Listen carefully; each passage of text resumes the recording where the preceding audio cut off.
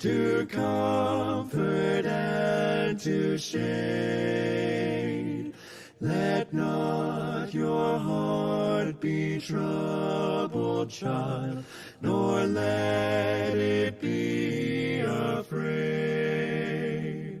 When evening casts its shadowed fears that haunt me through the night, the peace of God envelops me, and darkness yields to light. Though smiles may mask my brooding doubts, while sight on earth is dim, through faith the God of peace reveals eternal peace within.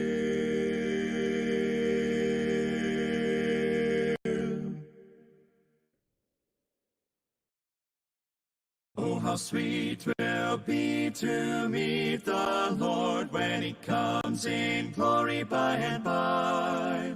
What a song of praise will be outpoured when he comes in glory by and by.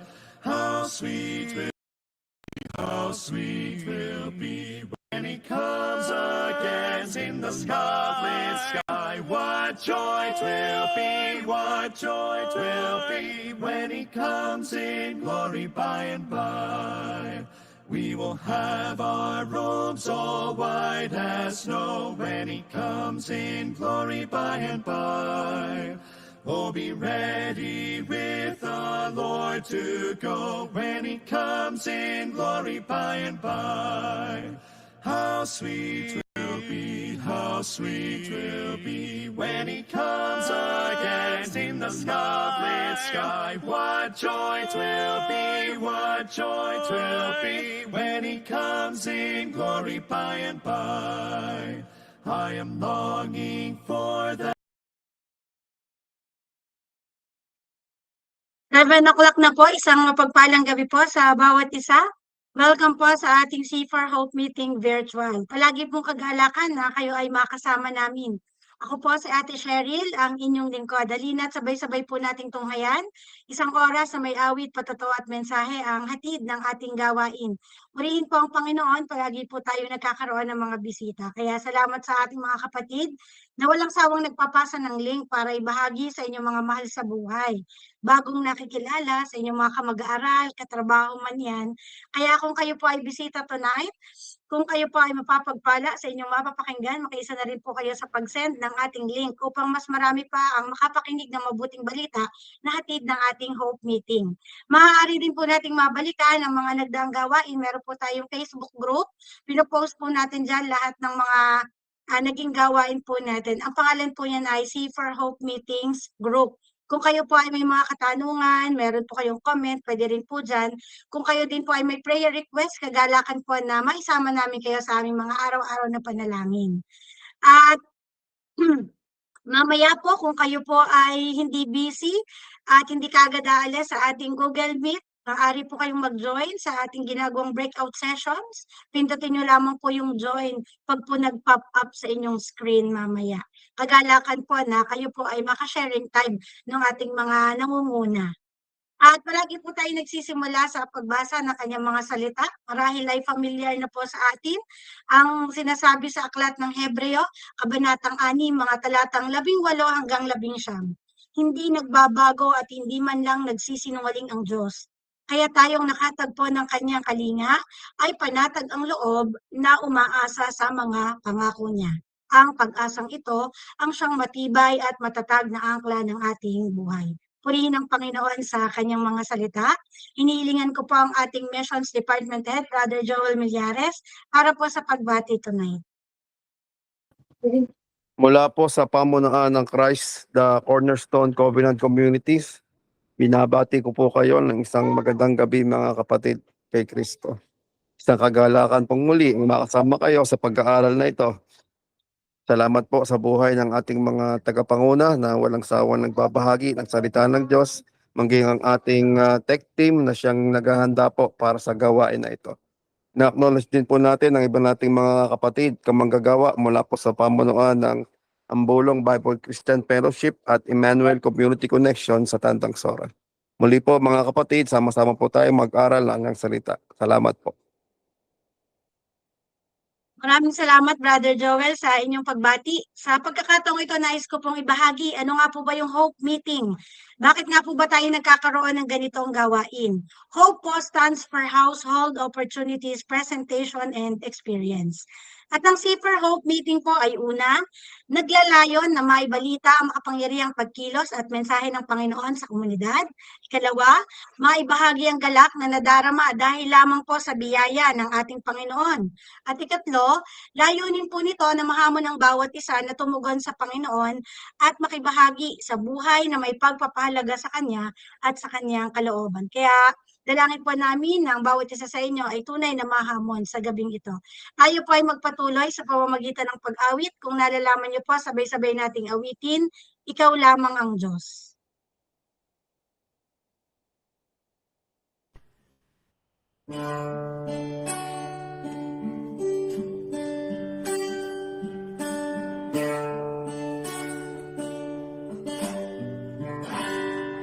Pupurihin kita, aawitan kita, itataas ang ngalan mo.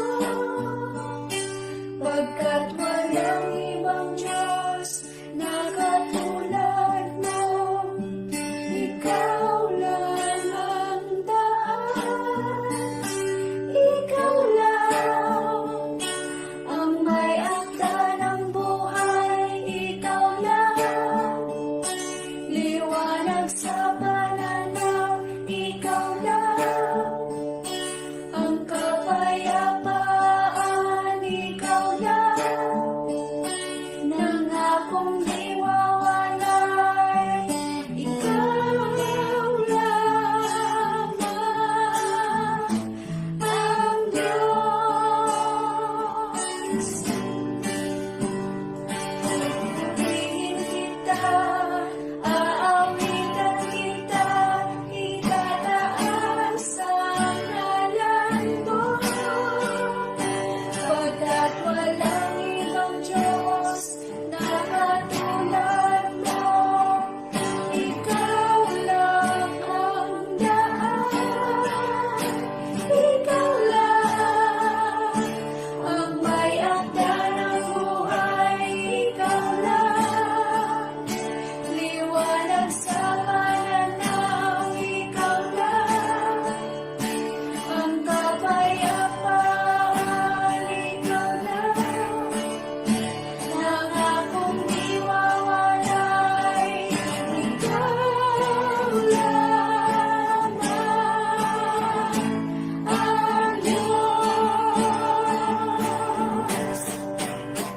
Ikaw lang ang may akda ng buhay, ikaw lang liwanag sa pananaw, ikaw lang ang kapayapaan, ikaw lang nangakong di mawalay, ikaw lamang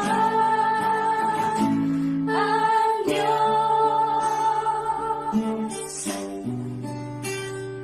Ang Diyos.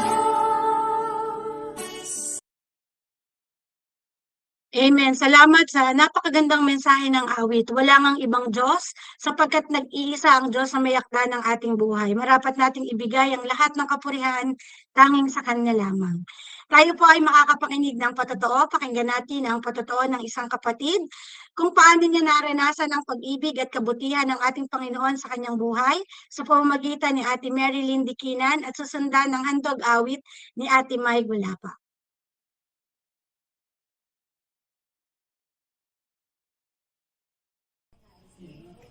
Magandang gabi po sa inyo. Ako po si Mary Lynn Dikinan, ay kabilang sa Kristiyanong Komunidad ng C4. Kami po ay naniniwala at naninindigan sa katotohanang may Diyos na manlilikha at may karapatan sa ating buhay. na siya ay Diyos na nagsasalita at nagpapakilala sa mga tao at ang kanyang salita ay makapangyarihan. Ito ay katotohanan at nakapagliligtas. Noon po ay masasabi kong ako ay tulad ng iba, mahina at hindi lumalago sa pananampalataya. Ako po ay namumuhay na tulad ng mangmang dahil walang naunawaan sa salita ng Panginoon. Binabaliwala ko lang ito at hindi tumatatak sa aking isipan. At wala rin pakialam, subalit na bago ang aking ganitong kaisipan, simula nang may nagtuturo at nagpapaliwanag ng katotohanan mula sa salita ng Diyos. Biglang namulat ang aking isipan at namangha sa pagkaunawa ng salita ng Diyos. Tunay nga na kumikilos ang banal na Espiritu sa aking puso at isipan. Nagpapasalamat po ako sa Panginoon sa komunidad ng C4 na siyang patuloy na gumagabay sa pagtuturo at pagdidisiplina sa akin sa mga pagkakamali, gaya ng sa pag-uugali at pananarita. Dahil kung sa aking sariling desisyon lamang ay wala akong magagawa o wala akong kakayahan na baguhin ang aking sarili. Bagkus ay ang palaging lumapit sa Panginoon na ang dalangin ay ang mabago ang aking sarili ayon sa kanyang kalooban. Napakabuti din po ng Panginoon sa lumalawig ng mga gawain ng C4 community na kung saan ay kabahagi ako at ang aking mga mahal sa buhay. Nariyan po ang APIM SBC at ang aming Herosano SBC, ang Berean as One at ang Popus Group. Gayon din po ang araw ng pagsamba. Salamat sa Panginoon dahil talagang inilagay niya sa aking puso at isipan na ang linggo ay para sa Kanya upang siya ay sambahin at maparangalan sa espiritu at katotohanan ng hindi napipilitan. Palaging naroon ang kagalakan na kapag araw ng pagsamba, ang Panginoon ang dapat na laging uunahin sa aking buhay kasama ng aking mga anak. Salamat po sa kabutihan ng Panginoon sa kanyang mga salita na nagpapaalala at patuloy na pagkilos ng banal na espiritu sa aking buhay. Dalangin ko po na gamitin ng Diyos ang aking patutuon na ito upang magbigay hamon at pagpapala sa inyo at sa lahat ng makakapakinig. Mamuhay po tayong nasa ilalim ng presensya ng Diyos, napapasakop sa otoridad ng Diyos at namumuhay tuwina para sa kapurihan lamang ng Diyos. Solid Deo Gloria.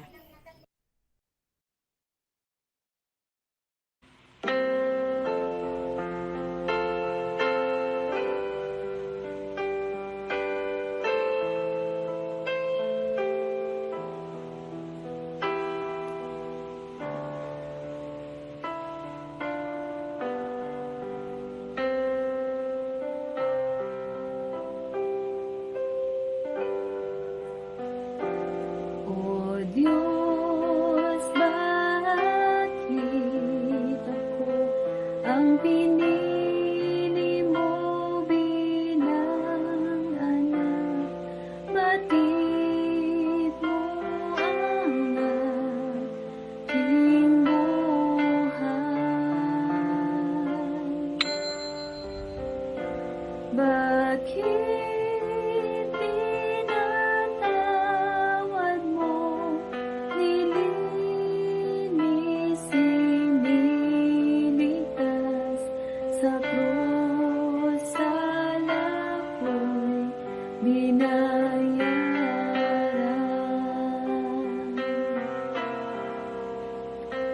Sa bawat araw, O Diyos, tulungan mo nga ako. Ang utos mo'y aking susundin.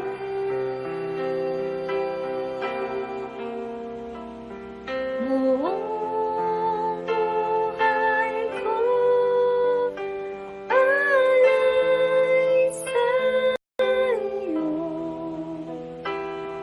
hanggang sa langit dumating.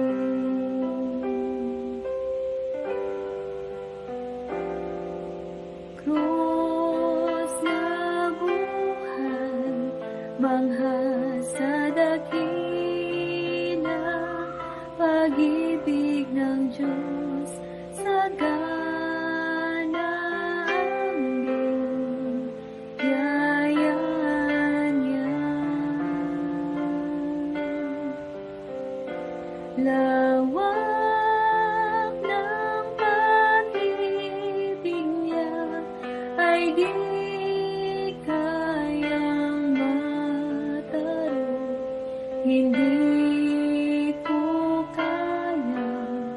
maunawaan.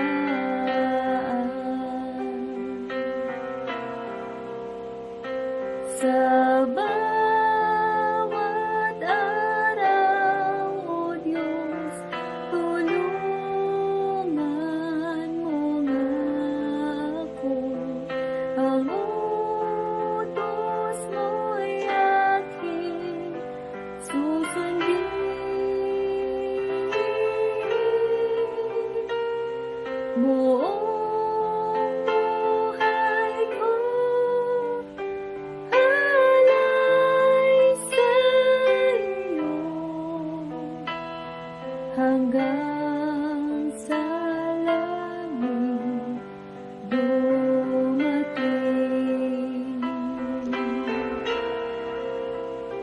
Sa bawat araw, O Diyos, tulungan mo nga ako.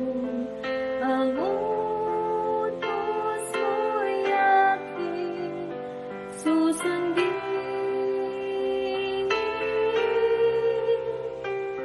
Buong buhay ko alay sa iyo hanggang sa langit dumating. Hanggang sa langit dumating.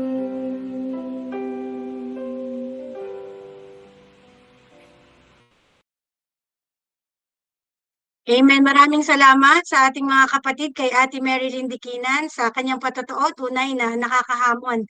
Maging sa mensahe ng awit at sa magandang pagkakaawit ni Ate May Valapa. Ngayon po ay handa natin ang ating puso at isip sa pakikinig ng mensahe sa pamamagitan ng kanyang lingkod, Pastor Raymar Pecay.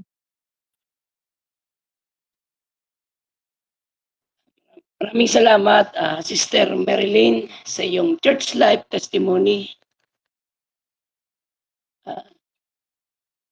Tunay na hindi lalago ang isang mananampalataya kung nabubuhay siyang mag-isa o ulila. Kailangan natin ng komunidad ng mga mananampalataya kung saan dito tayo natututo, lumalalim sa pagkakilala sa Diyos, lumalalim sa relasyon din sa kapatiran. Hindi lang tayo natututo, kundi tumitibay, lumalago ang ating pananampalataya sa Kanya at sa gabay din ng Banal na Espiritu. Maraming salamat kapatid sa iyong patotoo. At Imay, maraming salamat din po sa iyong inawit. Why have you chosen me? Isang napakalaking pribilehiyo na ang isang tulad nating makasalanan, rebelde sa Diyos, walang dahilan para piliin at iligtas ay kinahabagan ng Diyos.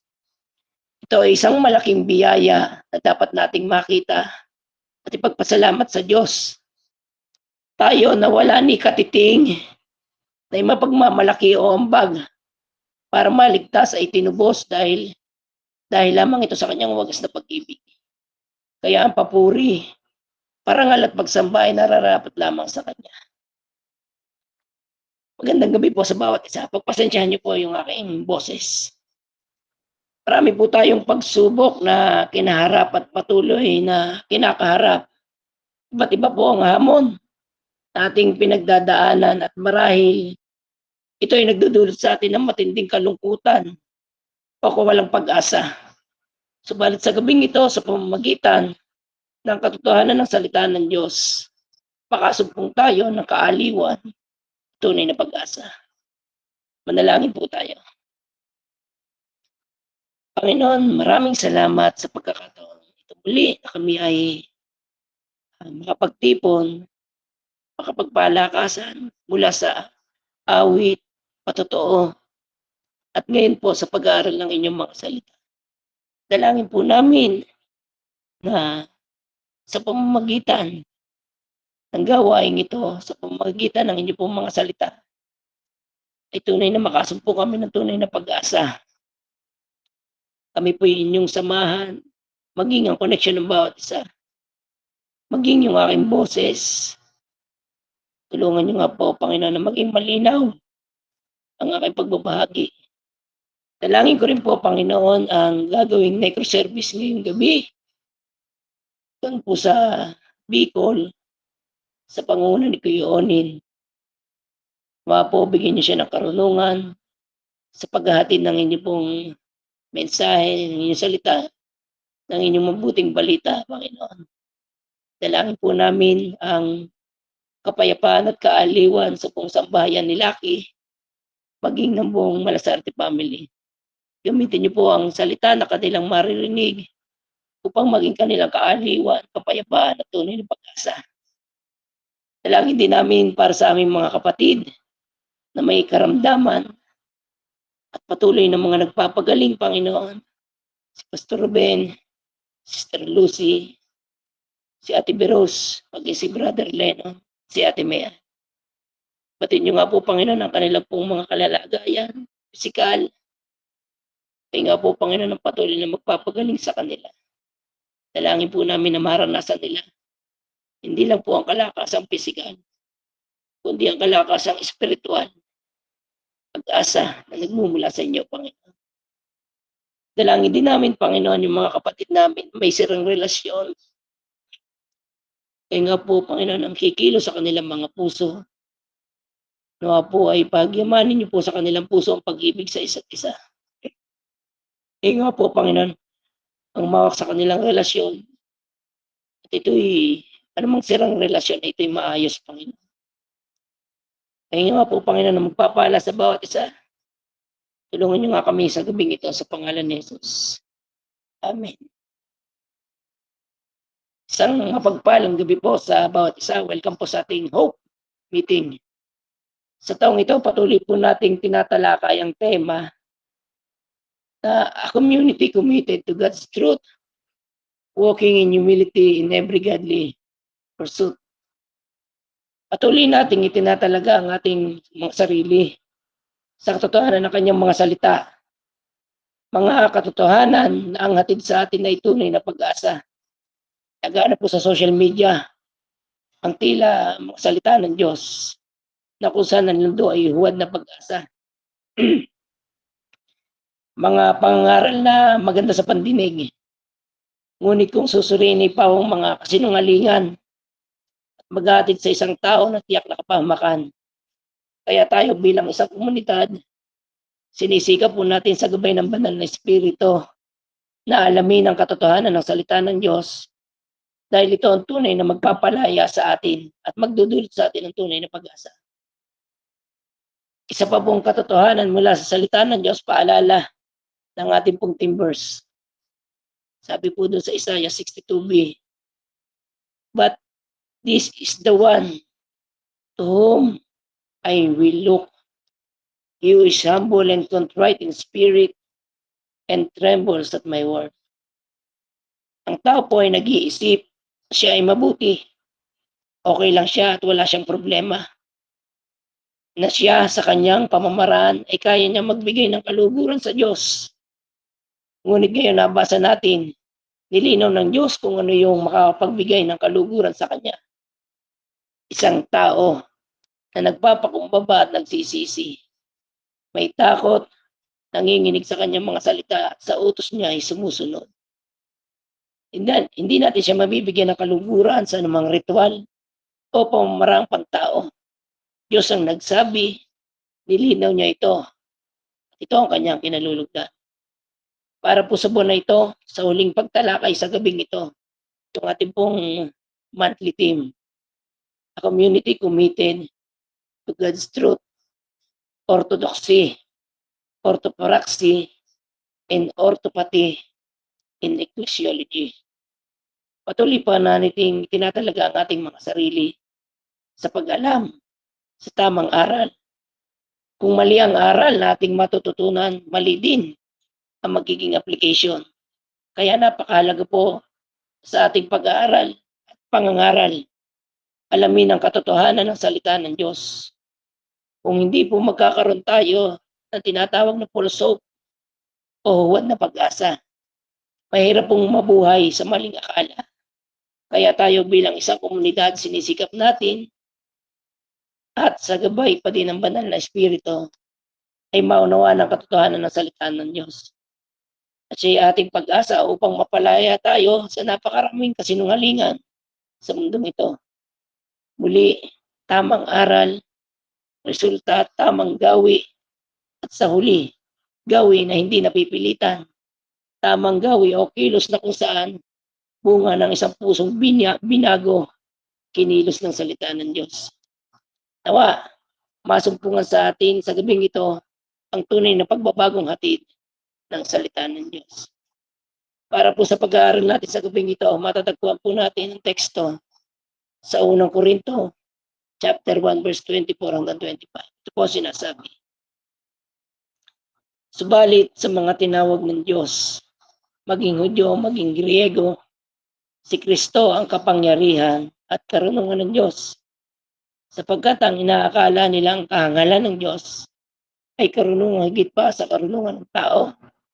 At ang inaakala nilang kahinaan ng Diyos ay kalakasang higit pa sa kalakasan ng tao. Para po sa topic natin ngayong gabi, si Jesus ang karunungan at kapangyarihan ng Diyos. Ngayong gabi ating tutunghayan ang buhay ni Jesus kung papaanong sa naging buhay niya ang nandito po siya sa lupa, nahayag ang dakilang karunungan ng Diyos. Marami sa ating alam ang buhay ni Jesus, siya po ay makapangyarihan at gumagawa ng himala. Gaya ng kanyang unang himala na natala sa Aklat ng Juan, kung paano ng tubig ay ginawa niyang alak. Isa pa sa tanyag na kanyang paghimala ay nang paramihin niya 5 tinapay at 2 isda at nakakain ng 5,000 lalaki.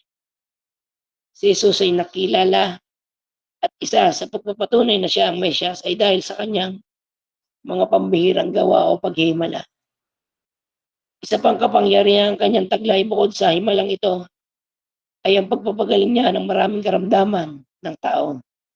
Lahat ng sakit ay kanyang pinapagaling. Nakakakita po ang mga bulag, nakakalap at marami pang iba. Dahil din sa taglay niyang kapangyarihan, napapalayas niya rin ang mga inaalihan ng demonyo. At dahil siya ay Diyos, sinusunod siya ng mga ito. Kaya rin niyang bumuhay ng patay. Kung paanong binuhay niya si Lazaro at ang kanyang matalik na kaibigan sa Aklat din ng Juan, Kabanata 11. Ilan lamang ito sa kanyang mga katangian na nagpapatunay sa kanyang tunay na kalikasan, na siya ay hindi tao lang kundi isang tunay na Diyos. Nakilala rin si Jesus dahil sa kanyang taglay na karunungan at yan ang pag-uusapan natin sa gabing ito, kung paano siya ay nabuhay na taglay ang dakilang karunungan ng Diyos. Pagkabata pa lang ay nahayag na kay Jesus ang taglay niyang karunungan. Ating tunghayan yung una. Karunungan ni Jesus hayag sa kanyang pagkabata. Excuse po. Doon po sa Lucas, chapter 2, verse 46 hanggang 48, 51 hanggang 52, ito po yung ating matutunghayan. Pagkalipas ng 3 araw, si Jesus ay natagpuan nila sa loob ng templo. Siya ay nakaupong kasama ng mga guro. Nakikinig siya at nagtatanong sa kanila at ang lahat ng nakarinig sa kanya ay hangang-hanga sa kanyang pangunawa at mga sagot. Ang mga hari ng kanyang mga magulang nang siya'y makita. Siya'y sumama sa kanila pauwi sa Nazaret at siya'y naging masunurin sa kanila. Ang lahat ng bagay na ito ay iningatan ng kanyang ina sa kanyang puso. Patuloy na lumaki si Jesus sa pangangatawan, lumawak ang kanyang karunungan at lalong naging kalugod-lugod sa Diyos at sa mga tao. Ito yung panahon na sila ay dumalo ng pista ng Pasko sa Jerusalem. Hindi nila napansin na hindi nila kasama si Jesus pauwi. Kaya hinanap nila ito at doon natagpuan sa templo ng Jerusalem. Dito makikita natin ang karunungan ni Jesus na kung paano siya hinangaan ng mas matanda sa kanya. Bata pa lang sa edad na 12 ay namamalas na ang kanyang karunungan. Nung siya ay magta-30 taon, dito nagsimula ang kanyang pangangaral. Mula naman sa Jordan, dinala siya ng Espiritu sa ilang. Dito siya nag-ayuno ng 40 araw. At dito siya tinukso ng Diablo. Ngayon natin puntunghayan kung paano niya ginamit ang kanyang karunungan laban sa kaaway. Lucas, Kabanata 4, talatang 1 hanggang 4. Mula sa Jordan, bumalik si Jesus na puspos ng Espiritu Santo. Dinala siya ng Espiritu sa ilang at sa loob ng 40 araw ay tinukso siya ng dyablo. Hindi siya kumain ng anuman. Sa buong panahong yon, kaya't siya'y nagutom. Sinabi sa kanya ng dyablo, kung ikaw ang anak ng Diyos, iutos mo maging tinapay ang batong ito. Ang sagot ni Jesus. Ngunit sinagot siya ni Jesus, nasusulat, hindi lamang sa tinapay nabubuhay ang tao, kundi sa bawat salitang nagmumula sa bibig ng Diyos. Ito yung bahagi ng talata na kung saan tinukso siya ng dyablo. Marami pang panunukso ang ginawa sa kanya gamit ang salita ng Diyos. Ngunit dahil higit at ganap ang karunungan ni Jesus, hindi siya natukso. Bagaman siya'y gutom na gutom dahil sa mahabang araw ng kanyang pag-ayuno, 40 days. Hindi nanahig ang kanyang isang kalikasan o ang laman. Kung tutuusin, kaya niyang gawin yon, na yung bato ay gawin niyang tinapay dahil siya'y makapangyarihan. Ngunit ito ang nangyari sa halip. Dahil sa kanyang karunungan, tinugon siya ni Jesus sa pamamagitan din ng salita ng Diyos. Ilang beses ang pagtukso ng dyablo, hindi ito nanaig dahil sa taglay niyang karunungan at dahil dito, hindi nakapanig ang kaaway, siya po ay nagtagumpay. Ngayon naman ay ating tunghayan ang karunungan ni Jesus laban sa paninilo ng mga tao sa Kanya. Ito yung panahon na marami ng tagasunod si Jesus at ang mga tao ay manghang-mangha sa Kanya, sa Kanyang pagtuturo. At marami sa Kanyang naniniwala at ito ay labis na ikinabahala ng kapwa niya Hudyo at ng mga Pariseo. Kaya natin pong tingnan, karunungan ni Jesus laban sa karunungan ng tao. Pansinin natin ang mga talatang ito, Mateo 22, talata 15 hanggang 22. Umalis ang mga Pariseo at nag-usap-usap kung paano nila mahuli si Jesus sa kanyang pananalita. Kaya pinapunta nila kay Jesus ang ilan sa kanilang mga alagad kasama ng ilang tagasunod ni Herodes. Sinabi ng mga sugo, Guro, nalalaman namin kayo tapat at itinuturo ninyo ng buong katotohanan ang ibig ng Diyos na gawin ng mga tao. Wala kayong itinatangi sapagkat patas ang pagtingin ninyo sa mga tao. Ano po ang palagay ninyo? Na yun ba sa kautusan na magbayad ng buwis sa emperador o hindi? Alam ni Jesus ang kanilang masamang layunin, kaya't sinabi niya, kayong mga mapagkunwari, bakit binibitag ninyo ako? Pakita ninyo sa akin ang isang salaping pambayad sa buwis. At ipinakita nga nila ang isang salaping pila. Kaninong larawan at pangalan ang nakaukit diyan? Tanong ni Jesus. Sa emperador po, tugon nila. Kaya't sinabi niya sa kanila, kung gayon, ibigay ninyo sa emperador ang para sa kanya at sa Diyos ang para sa Diyos. Namanga sila nang marinig ito at sila umalis. Makikita natin sa bahaging ito na sinubok siyang masilo ng mga Pariseo. Inaantay nila magkamali si Jesus sa kanyang mga sagot at mapahiya. Ngunit nagkamali sila ng akala. At batid ni Jesus ang kanilang layon, kaya sinagot sila ni Jesus ng may buong karunungan. Dahil dito sila'y namangha at dahil wala silang nagawa, sila'y umalis. Sa maraming pagkakataon siya'y sinubok ng mga Pariseo, mga Saduceo, at ng iba pang mga aral sa kautusan. Dahil para sa kanila si Jesus ay kontra sa kanilang paniniwala. Kontra sa kautusan na ibinigay ni Moses, dagdag pa ang maraming tao na sumusunod sa kanya at naniniwala. Kaya hindi sila tumigil ng paniniil at pagtatangkang madakip si Jesus. Ngunit sa kabila ng lahat ng ito, hindi siya nasilo ng mga ito dahil taglay niya ang dakilang karunungan ng Diyos. Sa lumang tipan, ibinigay ang kautusan ni Yahweh kay Moises para sa kanyang bayang Israel. Ngunit sa panahon ng bagong tipan, sa pagdating ni Kristo, mas nilinaw niya ito at binigyan diin sa pamamagitan ng kanyang karunungan. Mas naging malinaw ang hinihingi ng kautusan. Kaya natin tingnan, karunungan at kapangyarihan ni Jesus sa pagpapatibay ng kautusan. Ating tingnan ang talata Mateo 5:17. Huwag ninyong akalaing naparito ako upang ipawalang bisa ang kautusan at ang mga propeta. Naparito ako hindi upang ipawalang bisa ang mga iyon, kundi upang tuparin. Malinaw dito na sinabi ni Jesus, hindi siya kontra sa kautusan o hindi niya kinakalaban ang kautusan, kundi mas nililinaw niya ang tunay na hinihingi nito lalo na sa mga taong kagaya ng mga Pariseo na pawang namumuhay o tila sumusunod sa kautusan, ngunit ang totoo, ang pagsunod nila ay kapayunbabawan lamang. At ang katotohanan, wala sino mang makakasunod sa kautusan. Walang sino mang makakapasa sa pamantayan ng Diyos kung kaya siya ay naparito sa sanlibutan upang ganapin ang hinihingi ng kautusan. Isang perpektong tagapamagitan sa tao at sa Diyos. Ang ikalawang persona, ang dakilang handog walang iba, kundi ang ating Panginoong Jesucristo. Ito yung isang halimbawa na kautusan na binigyang linaw ni Jesus sa kanila. Taglay ang karunungan. Niliwanag niya sa kanila kung ano talaga ang hinihingi ng kautusan ito.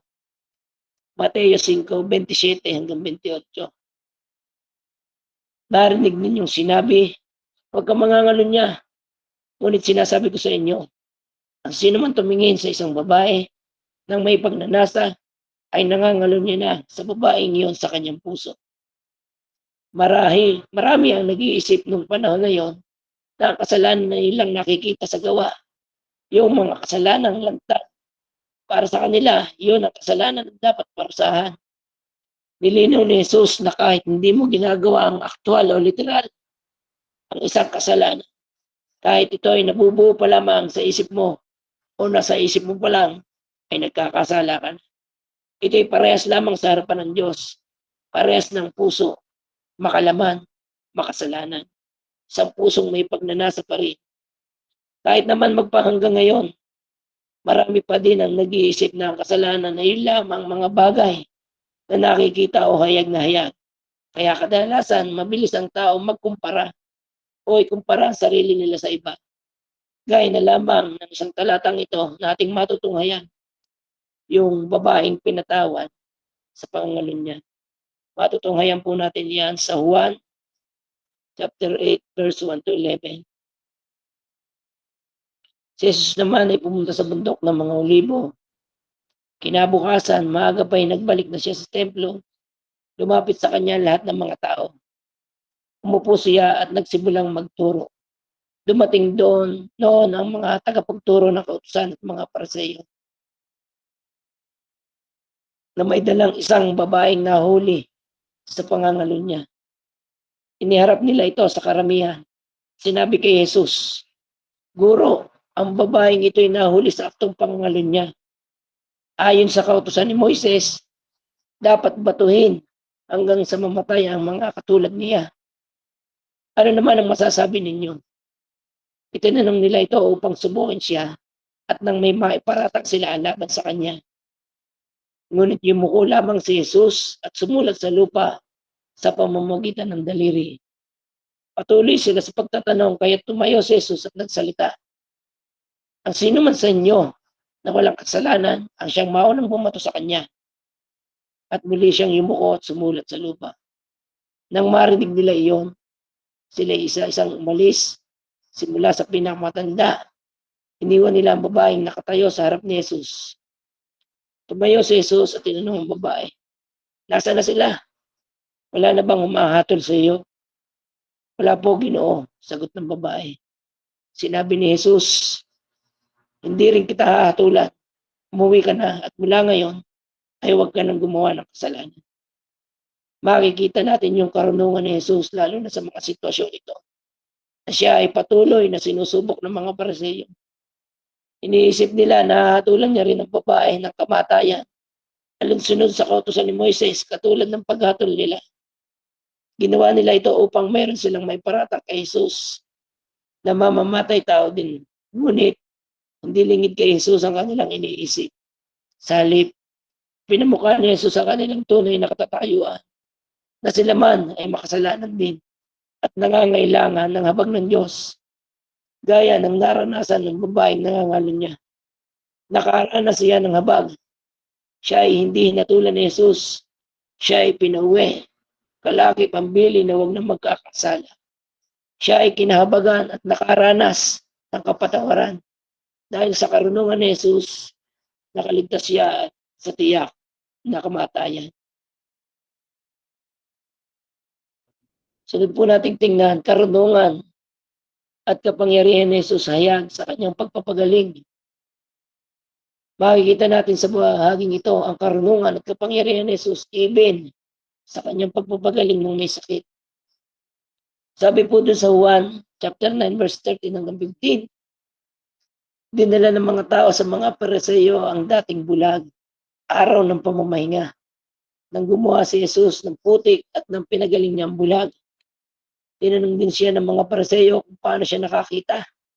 Kaya't sinabi niya sa kanila, pinahiran niya ng putik ang aking mga mata. Ako'y naghilabos at ngayon nakakakita na ako. Para sa mga Pariseo, ang pagsunod sa kautusan ay dakilang bagay. Ito ang sukatan nila ng kabanalan at kaligtasan. Ngunit ang totoo sa kanilang mga puso, ang pagsunod nila dito ay kapaimbabawan lamang at nais lang magyabang sa mga tao sa kanilang paligid. Kaya nung dumating si Jesus, nilantad niya ang kapaimbabawan ng mga Pariseo na ito sa pamamagitan ng pagpapagaling niya sa lalaking bulag noong araw ng pamamahinga. Madalas si Jesus ay nagpapagaling tuwing araw ng pamamahinga. Isang batas naman sa mga Pariseo na masugid nilang sinusunod at pinatutupad. Sa pagtalata ng pagpapagaling ni Jesus at pagpapakita ng kanyang tunay na karunungan. Mateo 12, talata 9 hanggang 14. Pagkaalis ni Jesus sa pook na yon, pumasok siya sa sinagoga. May isang lalaki roon na paralisado ang isang kamay. Naroon din ang ilang taong naghahanap ng pagkakataong maparatangan si Jesus. Tinanong nila si Jesus na ayon ba sa kautusan ang magpagaling ng may sakit kung araw ng pamamahinga. Sumagot siya, kung kayo may tupang nahulog sa balon sa araw ng pamamahinga, hindi ba ninyo ito iaahon? Higit na mahalaga ang isang tao kaysa isang tupa. Kaya't naaayon sa kautusan ang gumawa ng mabuti sa araw ng pamamahinga. Pagkatapos, sinabi ni Jesus sa lalaki, iunat mo ang iyong kamay. Iniunat nga ng lalaki ang kanyang kamay at ito'y gumaling gaya ng kabilang kamay. Kaya't umalis ang mga Pariseyong naroon at nag-usap-usap kung paano nila maipapatay si Jesus. Sa kabila ng lahat ng ito, nanatiling bulag pa rin ang mga Pariseo. Kahit hayag na ang karunungan ng Diyos sa kanilang kalagitnaan, nandun pa din ang pagnanais nilang ipapatay si Jesus. Sila, kabihasa at alam na alam ang kasulatan, ay nananatiling mangmang sa pagdating ng Mesyas, ang ipinangakong tagapagligtas. Sa panahon natin ngayon, marami pa rin tulad ng mga Pariseo na nabubulagan sa karunungan, kapangyarihan ng Diyos na matatagpuan lamang sa ating Panginoong Jesucristo. Marami pa din ang umaasa sa kanilang mabubuting gawa at kanilang pamamaraan pagtao para sa kanilang kaligtasan. Yung sarili para nilang gawa, kaisipan, pamamaraan, kanilang inaasahan sa nakakalungkot na bagay. Sabi po sa John 14:6, sumagot si Jesus, ako ang daan, katotohanan at ang buhay. Walang makakapunta sa Ama kundi sa pamamagitan ko. Napakaliwanag po noon. At alam na natin ito. Wala pong dagdag, walang bawas. Siya lamang. Patuloy natin ididiin sa gabing ito. Siya lamang ang tanging daan ng kaligtasan. Hindi ang ating mga ginagawang kabutihan. Sabi po sa Gawa 4:12, sa kanya lamang matatagpuan ang kaligtasan sapagkat walang ibang pangalan sa buong daigdig na ibinigay ng Diyos sa mga tao upang tayo ay maligtas. Hindi ang sinuman, hindi ang sinumang samahan. Wala po, napakaliwanag ng mga talatang ito. Kasi Jesus lamang ang tanging daan ng kaligtasan. Maliwanag sa mga talatang ito ang kanyang idinidiin na siya lamang ang daan ng kaligtasan, wala nang iba. Hindi ang paggawa ng mabuti o pagsunod sa batas gaya ng mga Pariseo. Hindi ang mga ritual o tradisyon o nakasanayan na. mga bagay. Ang tamang pagkaalam sa katotohanan ng salita ng Diyos o sa mabuting balita ni Kristo, orthodoxy, ang magdudulot sa tao ng totoong kaligtasan. Mabubuhay siyang tunay na iniligtas. Orthopraxy, at ang kanyang pagsunod ay hindi lamang dahil sa batas o anumang iniuutos ng tao, kundi nabubuhay na kinikilos ng banal na espiritu ang kanyang puso. Hindi napipilitan, hindi hirap sumunod, kundi may kapakumbabaang sumusunod. At ito nga po yung tinatawag nating orthopraxy. Bilang hamon sa gabing ito, una, ang ating ABC. Aminin na hindi sapat ang ating nalalaman kung ito'y hiwalay sa Diyos, hiwalay kay Kristo, ito'y hindi nakakapagligtas. Ulitin ko po, aminin natin na hindi sapat ang ating nalalaman kung ito'y hiwalay sa Diyos, hiwalay kay Kristo, ito'y hindi nakakapagligtas. Pangalawa, yung B, manampalataya sa karunungan at kapangyarihan ng Diyos. Walang iba kundi sa ating Panginoong Jesucristo. Siya lamang ang tunay na daan ng kaligtasan at tunay na pag-asa, wala ng iba. At yung pong panghuli, C, kung ito'y ating nauunawaan talaga. Ihayag sa iba ang natatanging pag-asa. Sa lahat, huwag magbaliwala dahil ang buhay ay hindi natin hawak. Hindi po natin hawak ang buhay natin, ang buhay ng ating mga mahal sa buhay, ang buhay ng mga kaibigan natin at kung sino man nakapaligid sa atin. Kaya ang tamang tugon, magpasya, humayo, ngayon na. Maraming salamat po sa inyong pakikinig. Pagpalain po tayo ng ating Panginoon.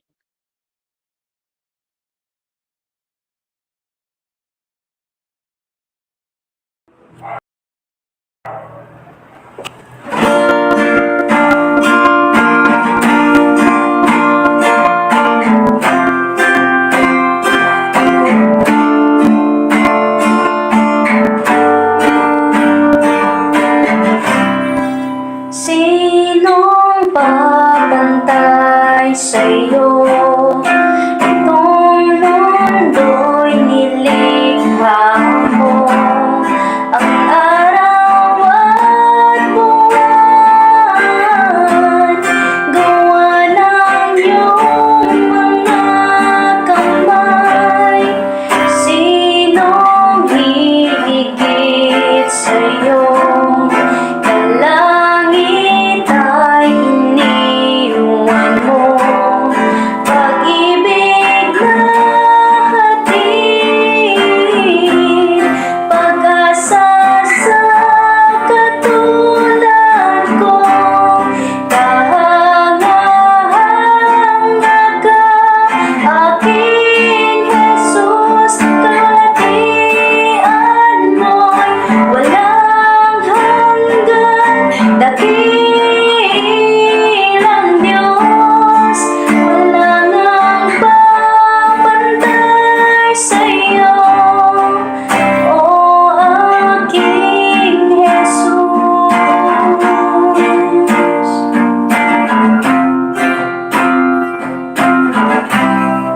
Karapat-dapat ka sa pagpupurit pagsamba, aking itataas, pangalan ko na kay ganda, kahanga-hanga ka, aking Jesus, kalatian mo'y walang hanggan. Dakilang Diyos,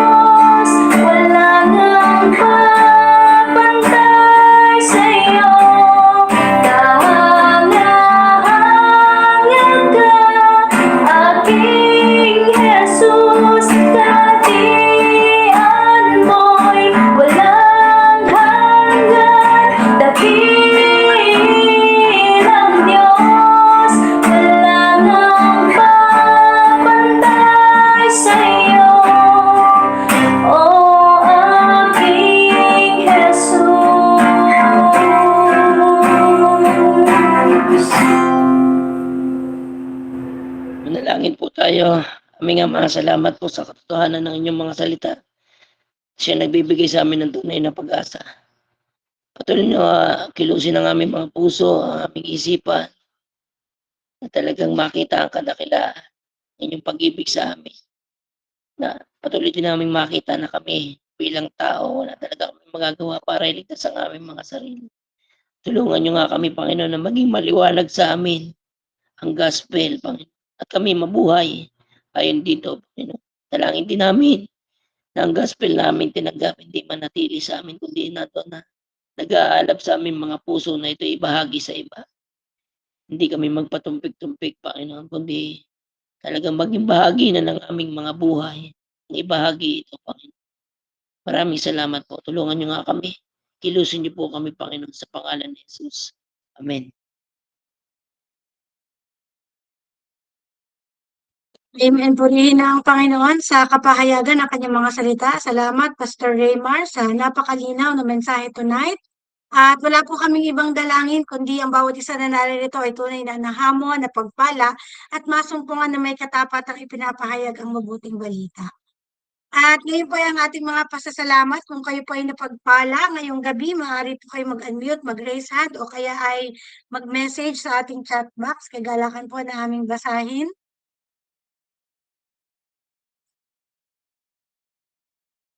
Nagpapasalamat po tayo sa ating mga kapatid na nag-join sa ating live at ganoon din sa ating Google Meet. Salamat din sa ating mga kapatid na nagpagal at nagkaroon ng bahagi sa ating gawain. Salamat po kay Kuya Joel, kay Ate Mai, kay Ate Marilyn, kay Pastor Raymar sa C4M3 at sa bawat isa sa inyo. Sige po, kung wala po, tayo po ay mag-turn on ang ating mga camera para po sa ating picture taking. Sabi ng Pastor Rex sa ating Google Meet yan, walang katulad ng Panginoong Jesus, ang ating nag-iisang tagapagligtas at Panginoon ng lahat. Solus Christus, Soli Deo Gloria. Salamat sa pagiging daluyan ng katotohanan ng salita ng Diyos, Pastor Raymar. Sige po, kung kayo po ay, wait lang po ha, kasi yung isa kong gamit cellphone para kitang-kita lahat. Pero tingin ko yung iba, hindi po nag-open ng cam. Ano po? Kaya, sige po, nandyan tayong lahat. Ibilang po ako ng 3. 1, 2, 3. Isa pa po. 1, 2, 3. Ayan. Maraming salamat po sa bawat isa. Ang breakout sessions po natin, huwag niyo pong kakalimutan. Gandang gabi.